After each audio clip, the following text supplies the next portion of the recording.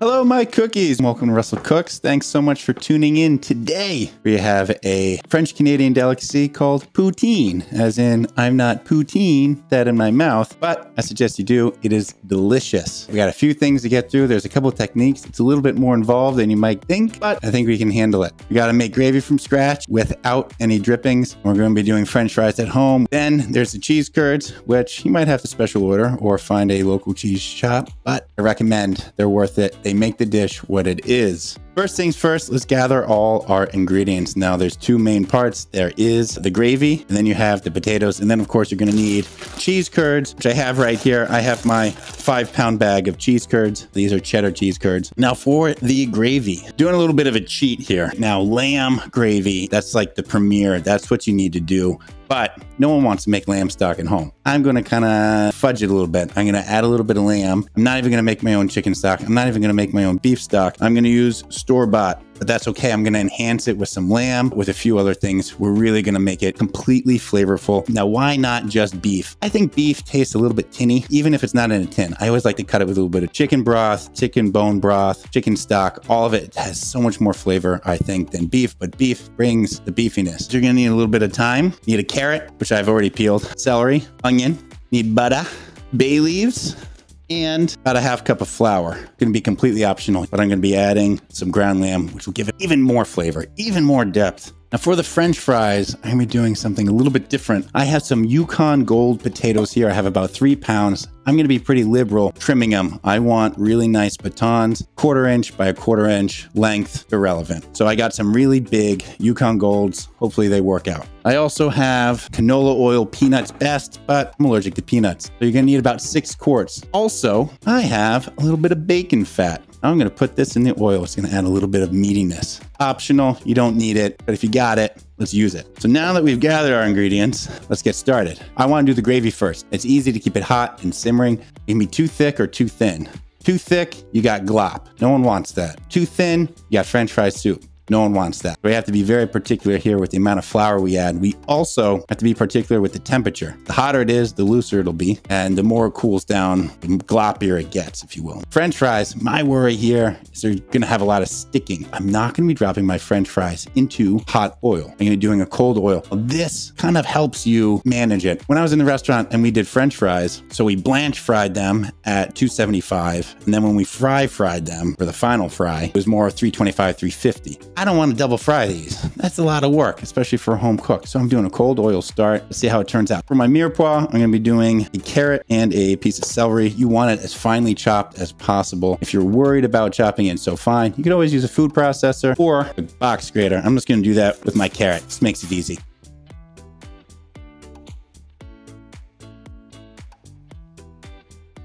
Now it's onto the onion. I'm using a small onion here. I'm going for a fine mince, fine chop. Voila, we have our mirepoix. We can start our gravy. I'm going to start with 6 tablespoons of butter. I'm going to heat it in my relatively big pot. I want it wide. I want a lot of surface area so I can get some good browning because I want to brown these veg to get some flavor. When I add my flour, I'm actually going to take it past the standard roux color. I'm going to take it to more of a gumbo color, and that's going to add a lot more flavor to this gravy without the drippings. So about 6 tablespoons of butter. Medium heat. All right, it's melted. As soon as the foaming subsides, I'm going to add a mirepoix. Stir this. About 7 minutes. You want it to start browning here. I'm going to add the lamb right after. I've got it on about medium high heat. All right, we got some good browning here. Time to add our lamb.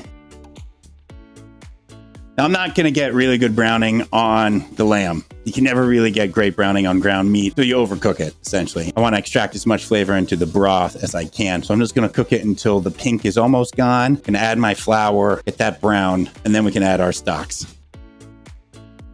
All right, maintaining medium heat. I'm adding my ½ cup flour. I might need a little bit more because of the lamb, so we'll see. I might add a tablespoon more. I'm just going to add about a tablespoon more, and I'm going to cook it, stirring constantly until the flour is brown. That's going to be 2 to 5 minutes. You're going to want to pour in your stock to stop the cooking pretty soon. Don't hold off. Get that flour brown.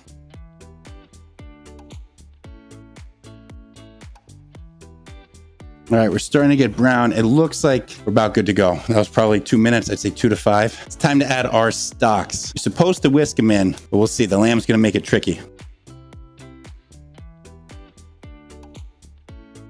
8 cups of stock. So it's 4 cups chicken, 4 cups beef. And with the lamb, it's going to be very meaty. Just scraping up all the browning on the bottom. I can feel it there. Now that you've scraped up the bottom, let's get our bay leaf in and a little bit of thyme. I'd say 1/4 teaspoon dried thyme. We're going to strain this gravy. So all these things like the bay leaves, they'll come right out. Let's bring it up to a boil. I'm going to drop the heat and I'm going to simmer it. I want it to cook for long enough so the flavors meld and whatnot, but I need it to reduce and relatively quickly. I'm going to say medium, high heat. You want it to take about 25 minutes to reduce by, let's say, 1/3. Also, if you notice, I didn't add any salt. The stocks that I used have salt in them. I'm reducing it, so it's going to become saltier. So hopefully it's not too salty. If you're worried about it, you can use a low sodium broth and stock and then add salt to flavor. All right, we have a simmer here. I'm just going to reduce the heat down to medium. I want to maintain a consistent simmer / boil because I want this to reduce in about 20 to 25 minutes. I'm going to move it to my back burner and try and maintain that simmer and boil. Don't forget, you do want to stir the gravy occasionally. You don't want anything sticking to the bottom and burning and ruining your gravy. Let's get going on these French fries. I'm putting in a gallon of oil here. Let's see how high we get it. I think a gallon's enough. 6 quarts might be tough. All right, so I got my 4 quarts of oil. I'm just going to add a bunch of bacon grease here. You want strained bacon grease, and I'd say don't do more than a 1/4 cup. Let's get to cutting some potatoes here. So for these potatoes, I'm gonna be pretty liberal with what I trim. I have about 3 pounds Yukon Golds. Square off the sides a little bit here. About a 1/4 inch. And if you have a French fry machine that you can just punch through, even better. I have scrubbed these. I'm not peeling them because I am kind of trimming the sides a good amount.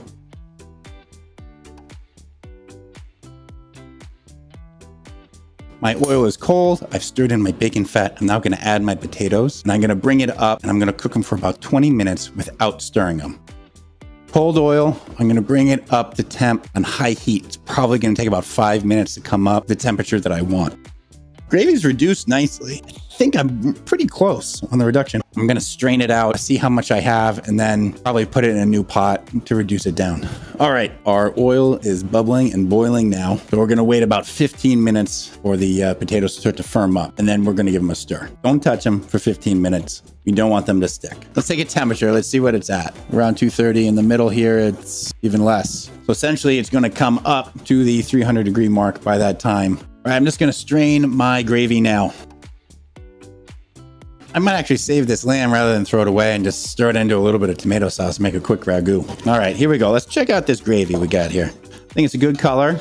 I think it might still be a teeny bit thin, so I'm going to put it on the back burner, reduce it down a teeny bit more, maybe another ½ cup down.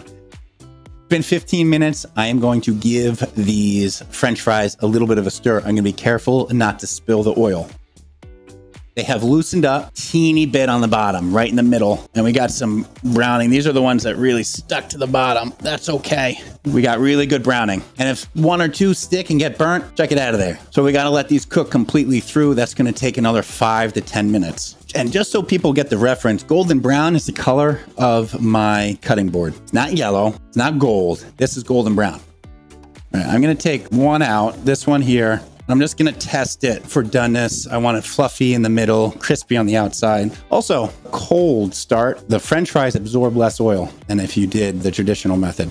Traditional method, the French fries will absorb about 20% of the oil. This method is closer to 12%. So you have about a 40% reduction.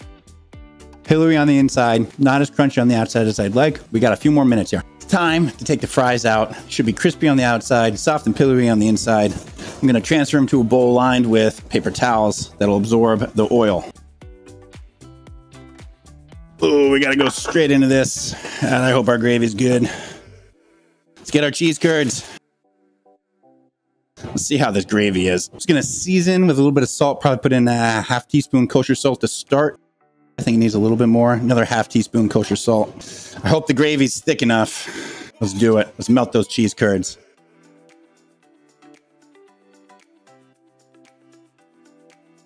Was that enough to melt the curds? I don't know. I'm going to put this in my broiler. Now, if your curds don't melt, put it in your toaster oven, blaze it with the broiler. It should take about 2 minutes. But look at this. Yes, gravy. It's going to be a big mouthful. This is delicious. Holy cow. You get all that gravy. It just saturates everything. So you get all that lamb flavor. And then the French fries come in with their kind of pillowiness. There's still a little bit of texture, even though they're sitting in the gravy, nicely browned. A good poutine should be really brown. I love the chewiness that the cheese brings too. I gotta say, if you've never had poutine, I highly recommend trying it. I probably would have put in a little bit more flour into the gravy just to thicken it a little bit, reduce it down to 4 cups. Yeah, that's pretty much it. I think it worked perfectly. Thanks so much for tuning in. This was Poutine. Really appreciate it. If you like what you saw, don't forget to check me out on YouTube, Twitch. I'm also on Twitter, Instagram, and TikTok. Thanks so much for tuning in. I'll see you next time. Take care.